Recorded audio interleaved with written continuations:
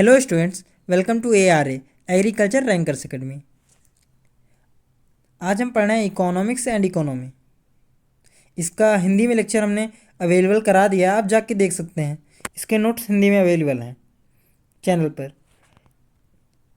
Economics study the economic activity of human being, all such activities performed by human in which the element of economic profit or loss is present are called economic activities।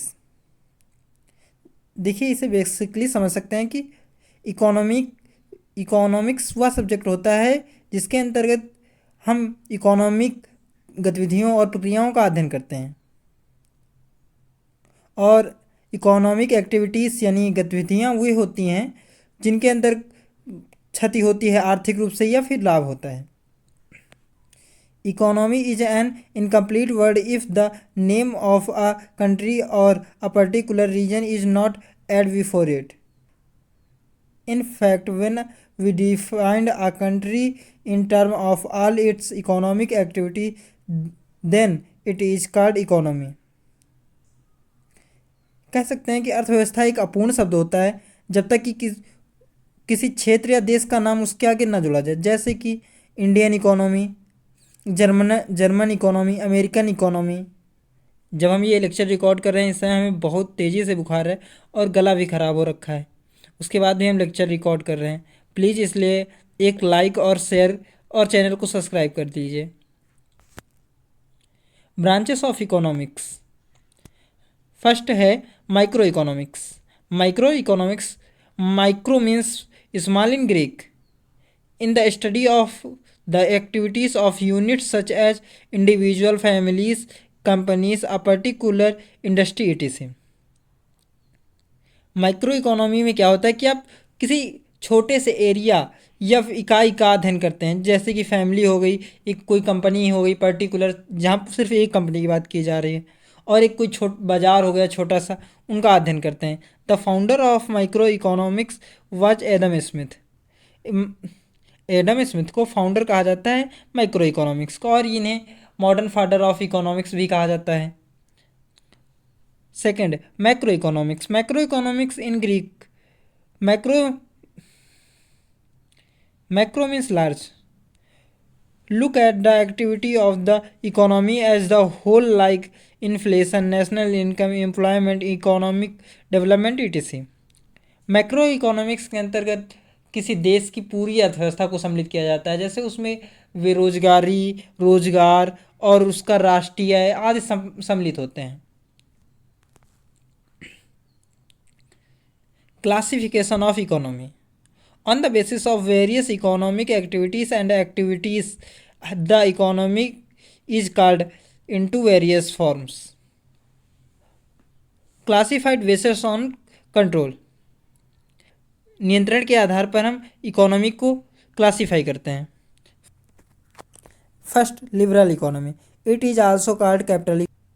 In this economy what to produce, how much to produce and at what price is to be sold, all this is decided by the market. There is no economic role of the government in this. Origin of capitalist economy is believed to be from Adam Smith book The Nation, The Wealth of Nation। Liberal economy के अंतर्गत क्या होता है कि कोई क्षेत्र जो private sector द्वारा नियंत्रित किया जा रहा है उसमें सरकार का कोई अधिकार नहीं होगा। वहाँ पर क्या होता है कि सिर्फ उद्योगपति ही किसी चीज़ को कितना उत्पादित करेंगे, उसे किस मूल्य पर विक्रय करेंगे, उनका नियंत्रण करते हैं।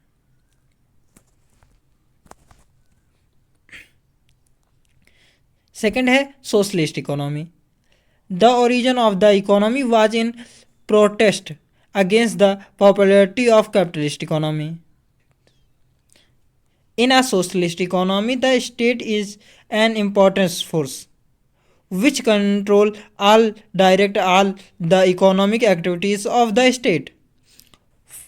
For the first time the state based economy, socialist economy theory was given by German philosopher Karl Marx, which as a system first appeared in Soviet Union after the Bolshevik Revolution of 1917 AD,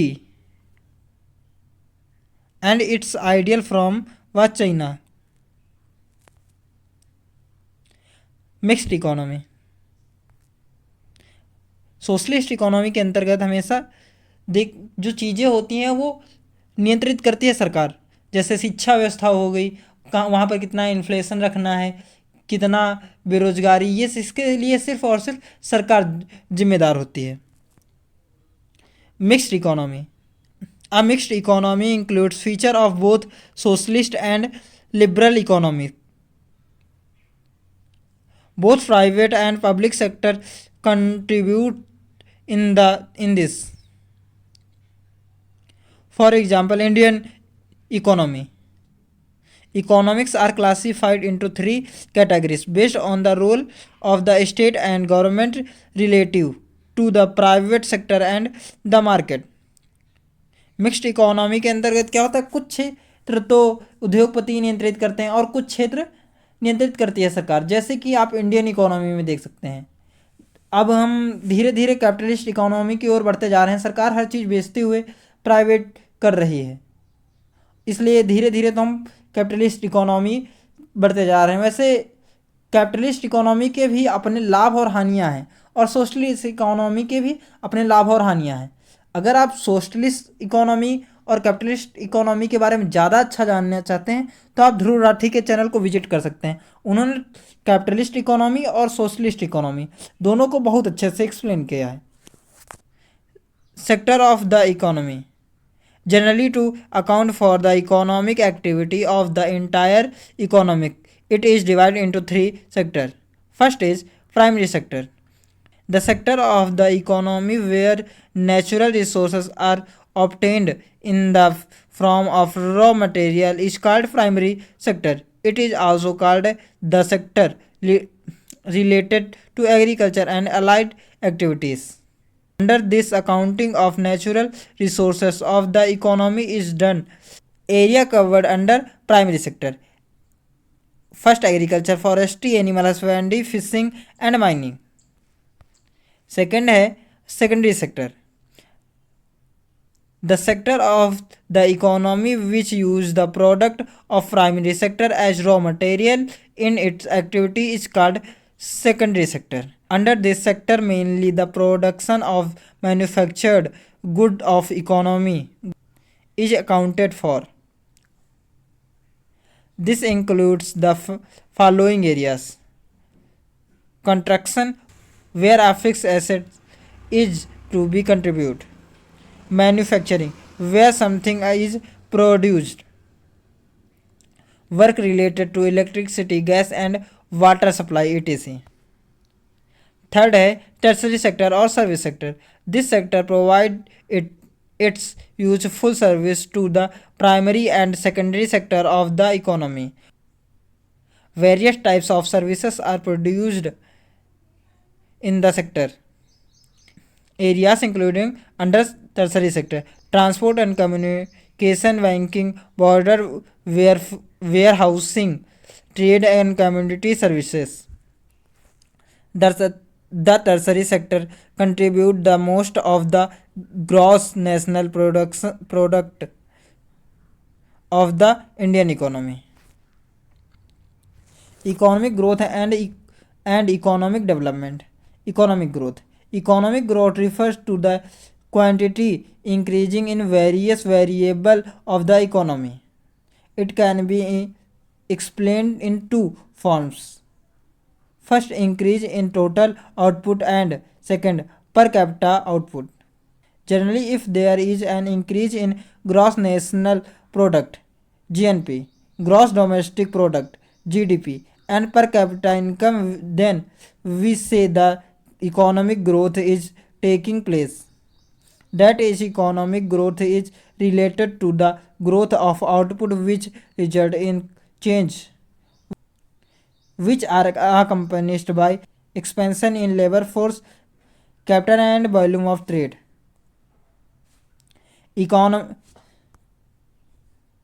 economic growth के अंदर क्या होता है कि राष्ट्र राष्ट्र की आय में कितनी वृद्धि हुई, सिर्फ ये देखा जाता है। उससे मान लिया जाता है कि राष्ट्र ग्रोथ कर रहा है। इसमें कोई फैक्टर मायने नहीं रखता कि वहाँ के व्यक्ति की कितनी आय है, उनको स्वास्थ्य सुविधाएं कितनी मिल रही हैं, उनकी शिक्षा व्यवस्था कैसी है, इसे कोई मायने नहीं रखता। सिर्फ मायने रखता है कि उस राष्ट्र की आय कितनी हो रही है। सेकंड है economic development. The concept of economic development is wider than the concept of economic growth. Economic development is related to all social, cultural, and qualitative and quantitative changes.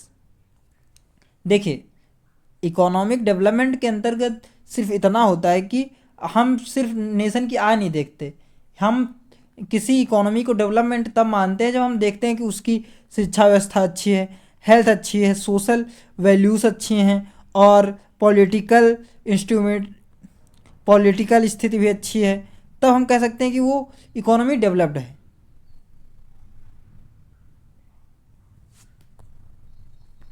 Subscribe agriculture rankers academy for more educational videos. Like and share this videos. Subscribe होंगी, आपको बहुत सारी समस्याएं हुई होंगी क्योंकि मेरी आज आवाज़ बहुत ज़्यादा ख़राब है, पर क्या कर सकते हैं, अगर हम आपके लिए इतनी मेहनत तो कर ही रहे हैं कि इतना बुखार होने के बावजूद भी हम आप के लिए वीडियो रिकॉर्ड कर रहे हैं। अंत में जाते जाते इतना ही कहूँगा, वीडियो देखने के लिए धन्यवाद।